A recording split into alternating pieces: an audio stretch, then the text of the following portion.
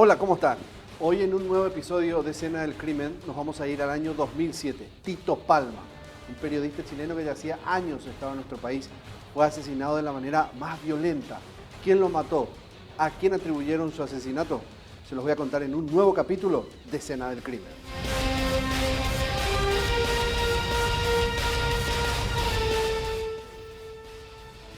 Y este nuevo episodio comienza siempre con la descripción de sus protagonistas. En este caso les decía que Tito Palma es el principal, la víctima de toda esta historia.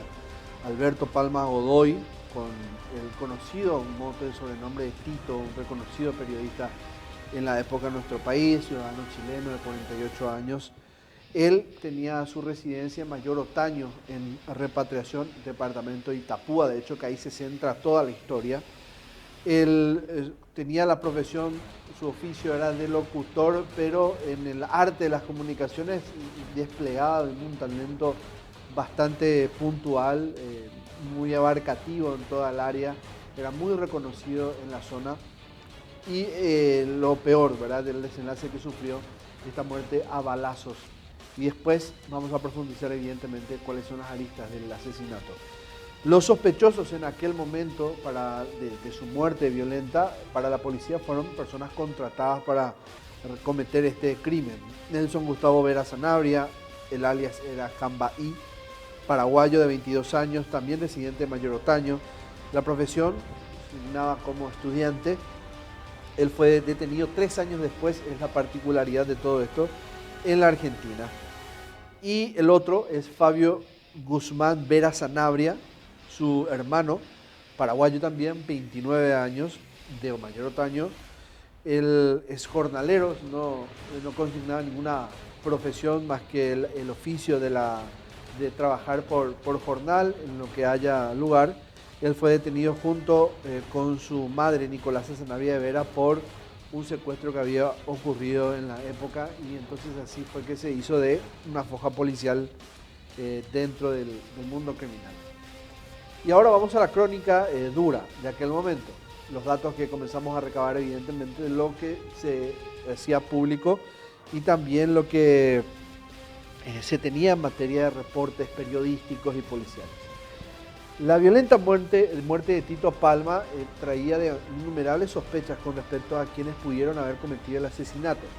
Sin embargo, en aquel momento, para los agentes policiales, siempre la premisa era no descartar el robo. Claro que el mensaje de una muerte de esa forma, con tantos disparos, tenía que dejar algún tipo de balance inclinada hacia la teoría del ajuste de cuentas. Pero ¿qué habría motivado eso?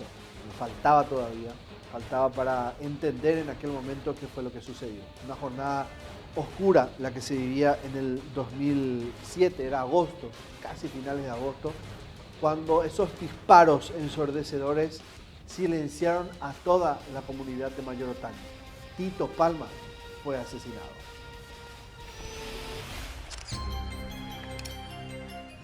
¿Qué pasó? La púa golpeaba las cuerdas de una guitarra. El sonido que escapaba de su caja hacía que la melodía en guaraní inunde de tranquilidad la precaria casita de la colonia Repatriación, en Mayor Otaño. El chileno Alberto Palma Godoy acabó de cenar junto con su esposa Wilma Martínez y el padre de ella, Aparicio Martínez. Eran las 22:30 horas del miércoles 22 de agosto del año 2007, cuando las explosiones opacaron el sonido de las cuerdas de aquella guitarra. 2 hombres interrumpieron en la cena familiar vestidos con ropa tipo militar y sin decir una sola palabra abrieron fuego directo contra Alberto Palma Godoy. Alberto cayó al piso y murió prácticamente al instante, mientras su esposa recibió un balazo en la pierna. La sangre no tardó en formar en su alrededor un rojo charco, mientras los asesinos retrocedían por donde habían llegado. El corredor ya empieza a tirar. Y ahí se cayó Tito y ahí me pasó también la bala. ¿Vos le viste a lo que dijo, no? Sí, le vi con... Para ahí. Y el otro para ahí también, pero va nomás. Estaba más esperado. No. ¿No le viste la cara? No, eso no. No dijeron nada, no Nada, gritaron nada. nada, nada. ¿Por qué cree que le mataron a Tito? Y eso yo no sé por qué será, porque él no me dijo nada ni me cuenta nada también. ¿No la habían amenazado? Eso yo no sé porque él no me cuenta ¿Él nada. se iba a ir a Chile? Sí, ese ¿Estaba por viajar? Sí, ya, eso es lo que me estaba contando ayer a la ¿Mucha tarde. gente sabía que él se iba a ir a Chile? Seguro porque se iba a ir luego para el cumpleaños de mi mamá. ¿Hace cuánto que estás con él? Que estás? Un año, ya hace un año, 2 meses por ahí. ¿Cuántos disparos? Más o menos ya ni porque puñe gente. 30 tiros. 30 tiros. 40 tiros mínimo. Uno solo el que disparaba. Una sola arma es la que disparaba. Seguramente hueco pistola nueva a otro calibre. Pero muy veo, Sí, los dos. A veces que llega la bala, pues por ahí muy o sea que me pillé esa lava de suerte, entonces si no viene ya primo. No, Anila se ya pide yo la sea interior se me acaba y me desfate. Uno libre. Uno libre y el El otro. otro dice yo el otro no veo. Gorra lenta, me voy con... No pesa Kepi. igual que ¿Qué Kepi. Pero la escuela y la ahogado. No. Peteína. Vamos a hacer. Echamos puma. Vale. ¿Dónde estaba? Ese no echamos pulama de acá. Vamos a. No hay tiempo. No, un ratito. ¿Cuánto tiene? ¿Tres? ¿Tres disparos? Tiene dos. Uno acá. ¿Dos? Dice, ¿dónde la mujer? Seguramente salió de estos lados. Ah. O sea, Y Tito ya ahí ya quedó. no, cuando cayó un tiro, ya cayó acá y se puso en ¿Y la sangre? ¿Quedó ahí? acá. Acá. Allá adentro no quedó nada de sangre. No, pero Sí, él Limpiaron. limpiaron. A ver, el primer tiro, voy a disparar y queda con tu hijo, ande mamón. Ah, el chato de capaz. En la cabeza le acertó. Pesar de Dios, no sé. Sí, va. ¿Cuánto impacto tenía en el cuerpo? No, igual. Se nace ahí. ¿Y tu hija? Uno. Uno, en la pierna. A más de 400 kilómetros de Asunción, el crimen tuvo inmediata resonancia. El fallecido no era cualquiera. Tito, le decían cariñosamente al ciudadano chileno, que eligió como su nuevo hogar la roja tierra sureña de Itapúa. Era periodista y con el micrófono acostumbraba a levantar la voz contra las injusticias. Su muerte, la conclusión de un claro mensaje que le habían hecho llegar durante muchos años, pero al que él no hizo demasiado caso. Los verdugos, como si nada hubiera sucedido, abandonaron la zona a pie. Aprovecharon el espeso bosque que rodeaba la casa para escurrirse entre las malezas de los baldíos antes que cualquiera pudiera verlos. La policía, los agentes de la comisaría 19 de Mayor Otaño llegaron rápidamente a ese sitio, acompañados de agentes de criminalística y un médico forense. Los peritos confirmaron que el comunicador recibió en total 11 impactos de bala, pero en el suelo de la vivienda quedaron vacías de pólvora 18 vainas hervidas. Su cuerpo fue llevado hasta la morgue del Hospital de Encarnación y tras la inspección forense lo llevaron nuevamente a Mayor Otaño, donde lo recibieron entre llantos y lamentos para despedirlo hasta su morada final.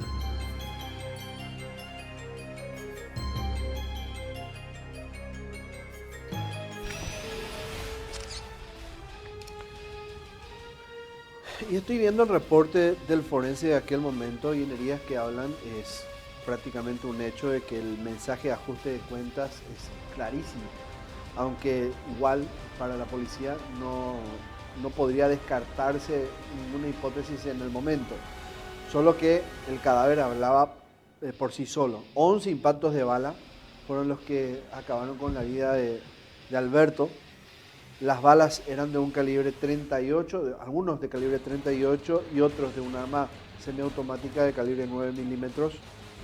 Esto lo recibió en la frente, el cuello, cerca de la clavícula, los brazos y ambas piernas. Es decir, los disparos evidentemente que venían en ese sentido, lo más probable, por la posición en la que estaba, y los tiros certeros evidentemente hablaban que no había que dejarlo vivo. Esas balas atravesaron su cuerpo causando las heridas de entrada y salida. Eran disparos de mediana a corta distancia.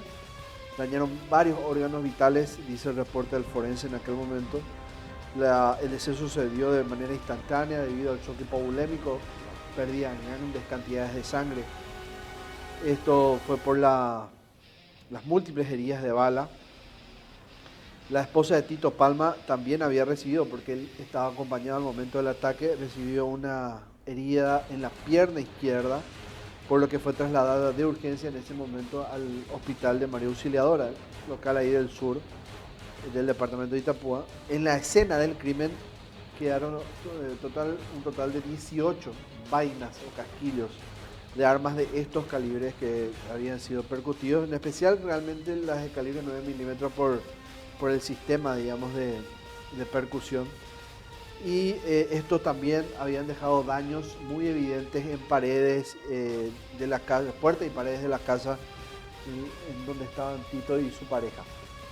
Entonces era prácticamente el mensaje claro: él fue muerto porque alguien contrató a estas personas para que acaben con su vida por algo en concreto.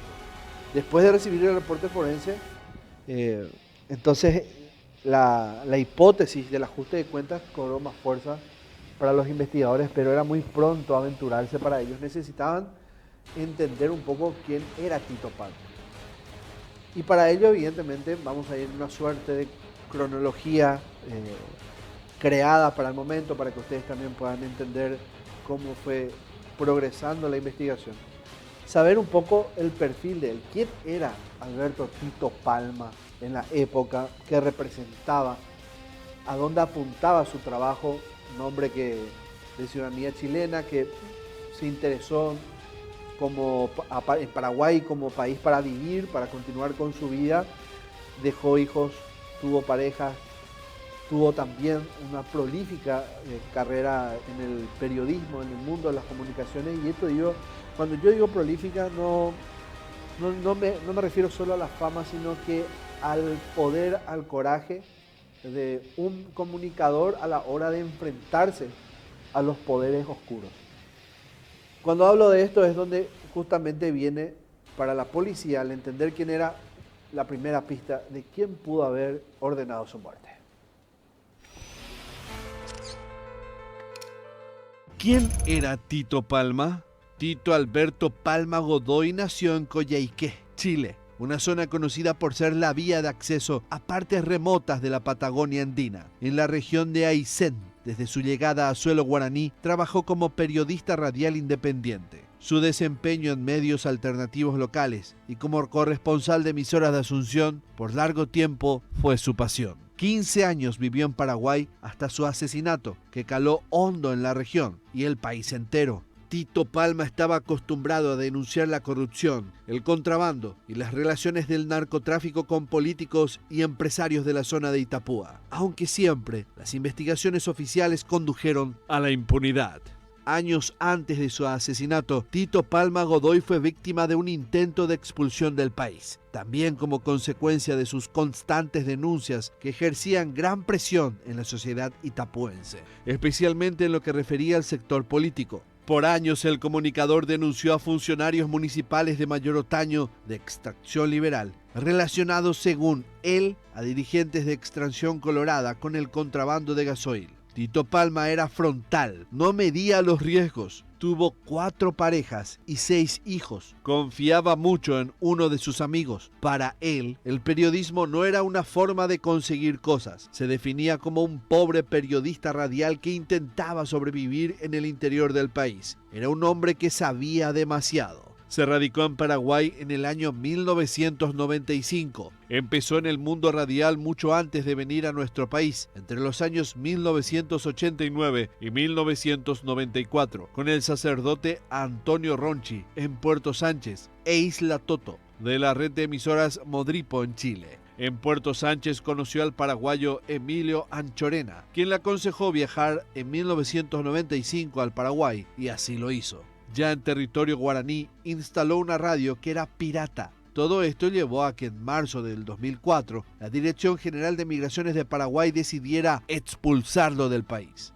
Lo hizo a través de una resolución, la 62, del 2 de marzo de aquel año, donde manifestaba que transgredió la ley migratoria, pero el intento de expulsarlo no avanzó. Al día siguiente le citaron a la comisaría. Allí fue que un funcionario de migraciones identificado como Adrián Martínez y un policía le comunicaron que debía cumplir con esa orden, sin darle tiempo siquiera de regresar a su casa para cambiarse de ropa. Lo subieron a una camioneta y lo trasladaron hasta el puente de Encarnación Posadas, que une a nuestro país con la Argentina. Allí lo dejaron abandonado. La denuncia formulada por el director de Migraciones, Carlos Machuca Vidal, decía que era su costumbre realizar encuentros con líderes de sectores sociales, culturales y políticos, incitando permanentemente contra el gobierno del presidente Nicanor Duarte Frutos al levantamiento popular, que no respetaba a las autoridades legalmente constituidas en base a las elecciones democráticas y que constantemente decía que todos eran corruptos, atentando contra la soberanía. Pero finalmente, el 12 de marzo del año 2004, el ministro del Interior, Orlando Fiorotto, revocó la expulsión por medio de la resolución número 39. En ella admitió Migraciones había cometido un error.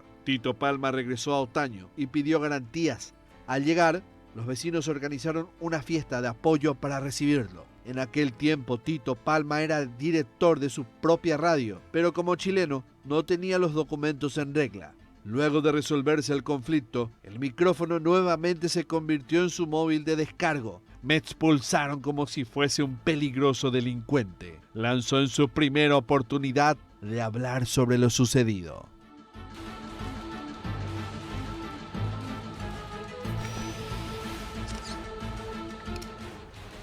La muerte de Alberto Tito Palma sin duda dejó un vacío muy importante en la comunidad y una preocupación, porque alguien habría ganado, entre comillas, en esta guerra que había de denuncias constantes, porque era el rumor en la época. No era oficial, la policía no lo tenía escrito aún, no estaba aún en una orden de detención, pero sí, lo sentían. La gente sabía por qué probablemente lo mataron. Y eso es lo que dejaba enmudecida a toda la comunidad de Mayor Otaño. ¿Cuáles fueron las primeras pistas en la investigación? ¿Quiénes fueron los primeros detenidos para la fiscalía y para la policía? Se los voy a contar a la vuelta de la primera pausa, aquí en este nuevo capítulo de Escena del Crimen.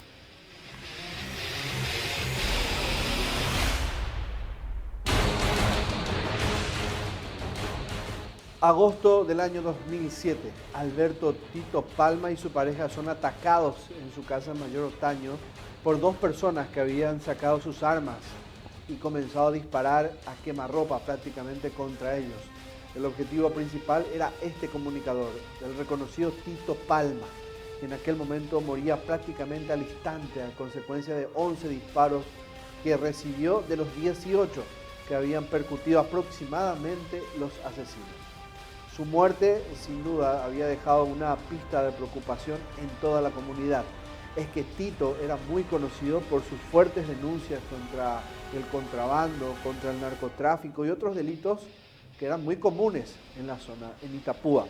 Él no tenía muros, no tenía filtros y era conocido por esa agallas que tenía sin duda este hombre, este chileno que se lo sentía más paraguayo que cualquiera por aquel entonces. Poco antes de su muerte, Tito se sentía muy agobiado por las amenazas que recibía y era muy constante. Había mantenido una conversación con el ya extinto físicamente Víctor Benítez, porque Víctor era locutor por aquel entonces en la radioemisora Chaco Boreal y Tito era su corresponsal en el sur, en ese departamento. Y en esa conversación se habían dicho muchas cosas y entre ellas Tito tenía ganas de volver a Chile.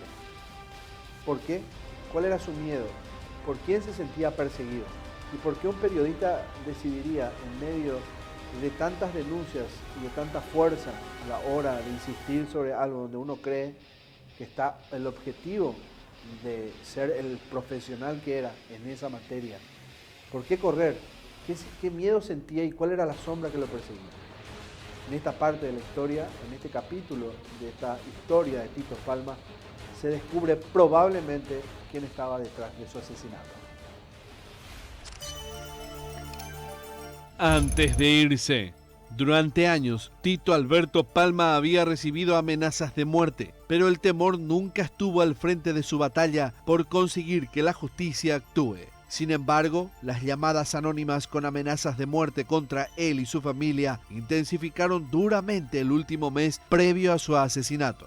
Luego de 15 años de una larga lucha, una semana antes de morir, Tito Palma anunció que tomó la decisión de regresar a su país y ya casi todo estaba listo para su partida. Lo iba a hacer acompañado de su esposa y sus hijos. En su último contacto directo desde el sur del país para la capital, habló con su colega Víctor Benítez a través de la radio Chaco Boreal y dijo que la situación había alcanzado su límite máximo. Él lo había preparado todo, sacó a sus chicos del colegio y denunció a la gente vinculada con la mafia. Aquí no se puede luchar contra la mafia, dijo en su última conversación con la radio capitalina. En ese entonces mencionó que ya había salido de la ciudad y que solo esperaba un dinero para escapar del país.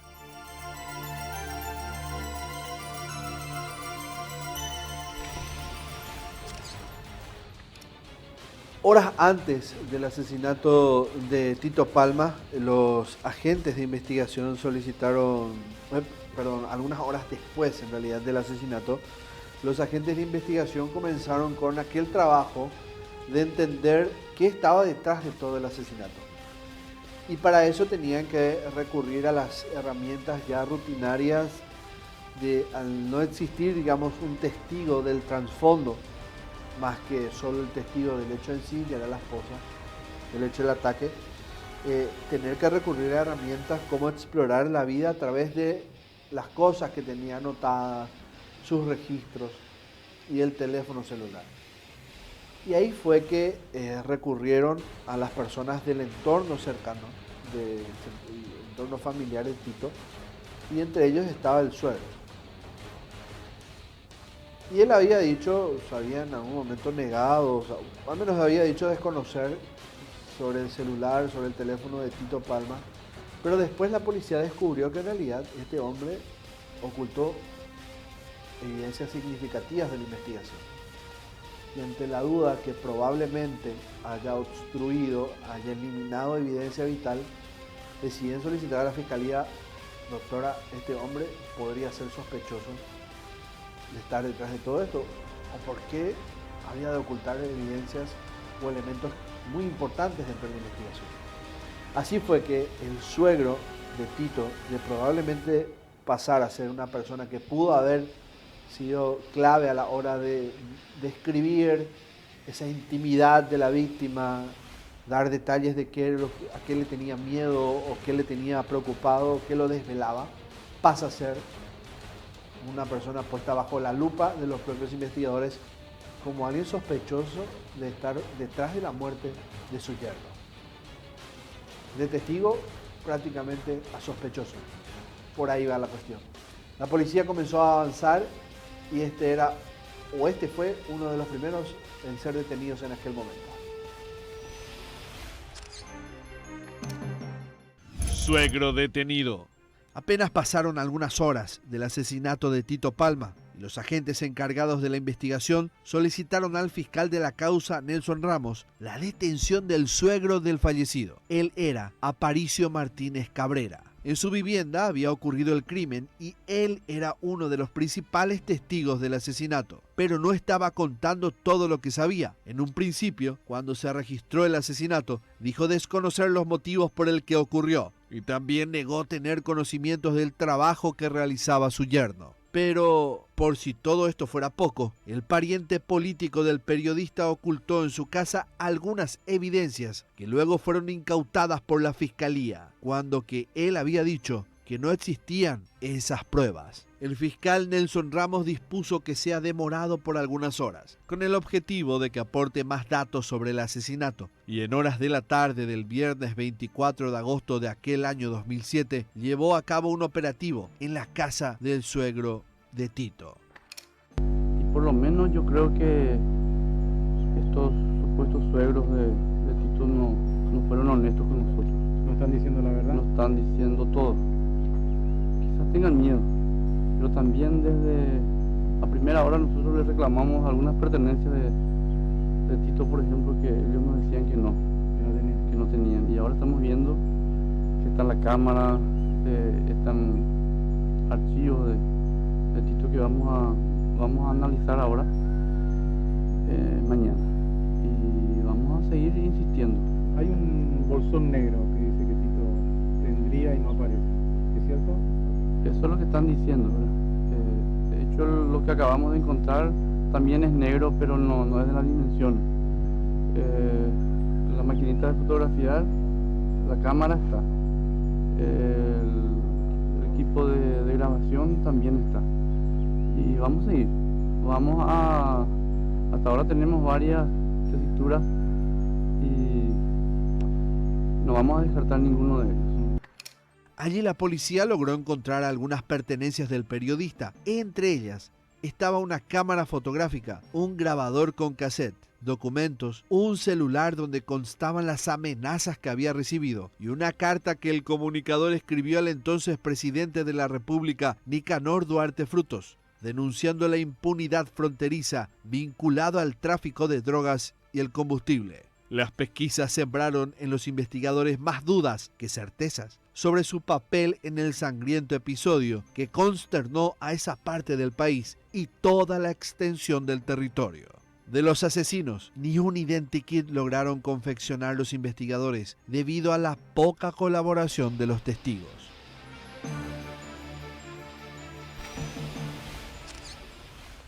Y esta parte de la investigación es cuando comienza a abrirse todo para la policía. Comienzan a tener luz sobre esa espesa oscuridad de confusiones que había en aquel momento. Si el suegro fue autor material, intelectual, bueno.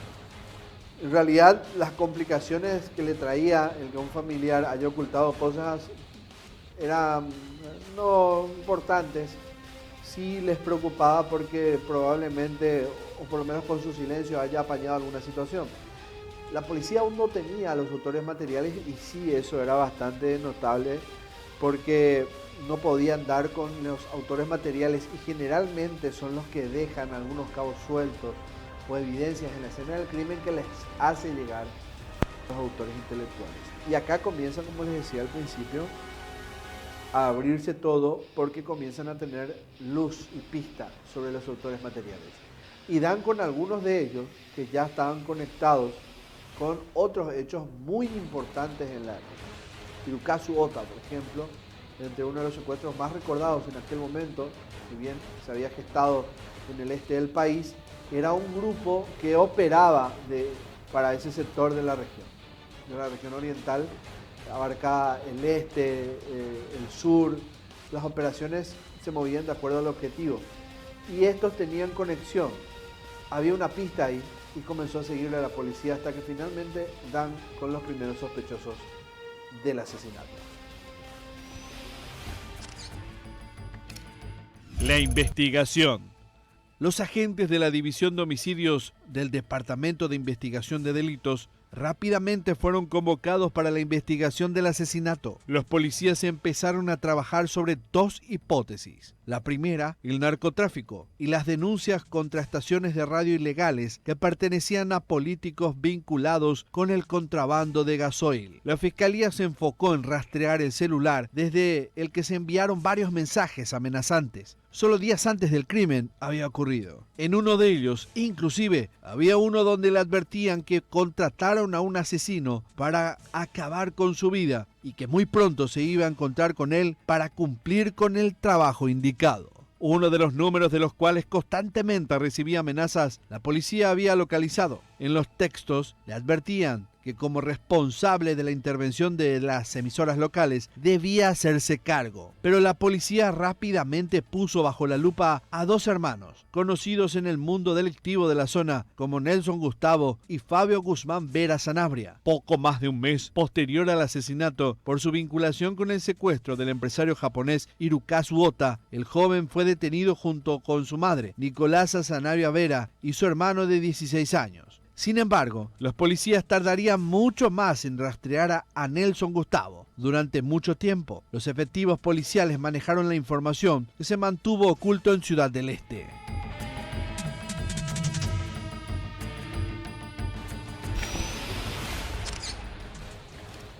pero no tuvo suerte la policía con uno de ellos. Logró finalmente eludir todo el sistema de persecución y escapar a la Argentina, hasta que 3 años después finalmente dan con él. Y se trata de Nelson Gustavo Vera Sanabria, uno de los hermanos en este caso. Sobre él pesaba ya toda una vida delictual y también la circunstancia de la autoría material del asesinato de Tito Palma. La policía encuentra luz y también al otro asesino. Escapó a la Argentina.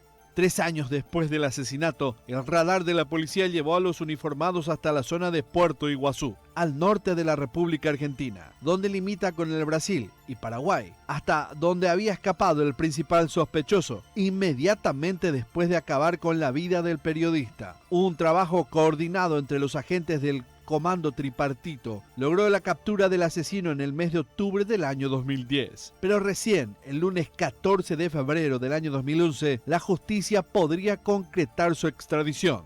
La orden firmada por un juez federal de El Dorado, provincia de Misiones en Argentina, fue ejecutada a través del puerto Tres Fronteras de la ciudad de Presidente Franco, por donde finalmente ingresó Nelson Gustavo para enfrentarse a la justicia. Para entonces, la carpeta fiscal ya había pasado por las manos de varios fiscales y estaba muy lejos de resolverse. Los parientes del periodista celebraron igualmente la noticia al saber que podía ser condenado hasta 25 años de prisión en caso que fuera encontrado culpable. Sin embargo, esa justicia nunca llegaría.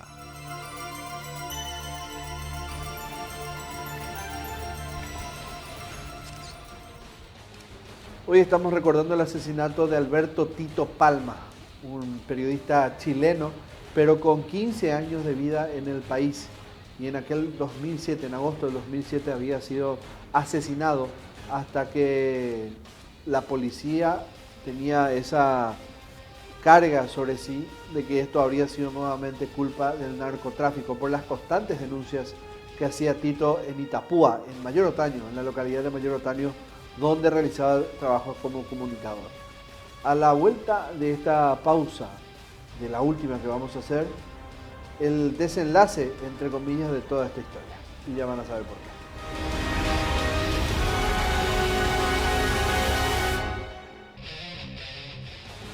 Era a finales del año 2007 cuando Alberto Tito Palma estaba con su pareja en su vivienda en la zona de Mayor Otaño, en Itapúa. 2 hombres llegaron hasta ahí y lo asesinaron a él a balazos, 11 de 18 disparos. La esposa también fue herida, afortunadamente sobrevivió. Tito era un muy reconocido periodista en la zona, denunciaba hechos de contrabando, de corrupción, de narcotráfico y era querido y odiado.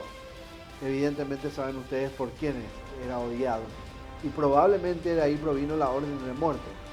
Puntualmente del narcotráfico, que al parecer era el más atendido por Tito en su momento por las denuncias puntuales que hacía hacia muchas autoridades y personas de poder que estaban en la zona y que habían evidentemente hecho de Itapúa un escenario propicio para el tráfico de drogas.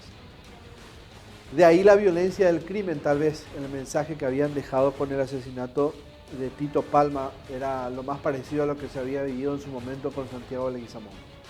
Tito es un ciudadano chileno que evidentemente encontró en Paraguay una tierra próspera para continuar con su vida, pero lastimosamente lo mataron, lo acallaron. Sentía las ganas de vivir a su país por ese temor que tenía ya anticipado, lo venían amenazando, se lo había contado a colegas y lastimosamente sucedió lo que él temía. La investigación policial en un momento parecía pintar bien, como se suele decir comúnmente. Comenzó con un sospechoso, su suegro, por haber ocultado algunas evidencias como el teléfono de Tito, donde la policía quería encontrar con quién tuvo conversaciones, quién lo amenazaba, dónde estaba la conexión con el ajuste de cuentas. Y después conocieron a los que serían probablemente los autores materiales, 2 hermanos, los hermanos Vera Sanabria. Pasó mucho para que puedan ubicar a el segundo de ellos, a Nelson, que había escapado a la Argentina Eso había ocurrido en el 2010, se lo extraditó en el 2011. En el caso de Fabio, cuando fue detenido, simplemente estaba por una cuestión de otro tipo, de otro hecho penal. Lo cierto es que algo ocurrió que se fue diluyendo con el paso del tiempo. ¿Qué pasó con la fiscalía y con la policía en aquel momento? Y al parecer nunca lo vamos a saber. Crimen sin culpas. Pese a tener un proceso abierto como presunto autor del asesinato de Tito Alberto Palma, en el año 2008, Fabio Vera Sanabria recuperó su libertad ambulatoria, luego de pasar casi un año preso en la agrupación especializada de la Policía Nacional, detenido por el secuestro del empresario japonés Hirokazu Ota. Tanto Fabio como su madre Nicolasa Sanabria de Vera fueron beneficiados con un procedimiento abreviado en el caso de secuestro y recuperaron su libertad el 12 de abril. La medida les fue concedida por el juez de Caguazú, Benito Guerrero. La determinación fue sorpresiva y posterior a esto nunca más se tuvo noticia alguna sobre el criminal. Igual destino tuvo su hermano Nelson Gustavo Vera Sanabria, luego de su detención en el año 2011 y su extradición en el año 2013, fue transferido a la Penitenciaría Nacional de Varones en el barrio Tacumbú. Pero su paso por la cárcel fue muy corto. Antes de llegar a juicio oral y público por el asesinato del periodista, logró eludir el proceso con medidas alternativas unos meses después de haber llegado al país. Estando ya en libertad, finalmente el principal sospechoso escapó como si la misma tierra lo hubiera tragado. Hoy día, el caso se mantiene olvidado en el escritorio de una oficina fiscal, de la cual nunca salió. La nebulosa continúa y el crimen permanece impune hasta nuestros días.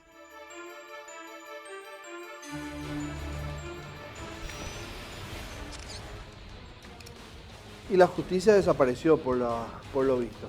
Este crimen quedó impune, sin resolverse. Lastimosamente, otra muerte de un comunicador de manera violenta.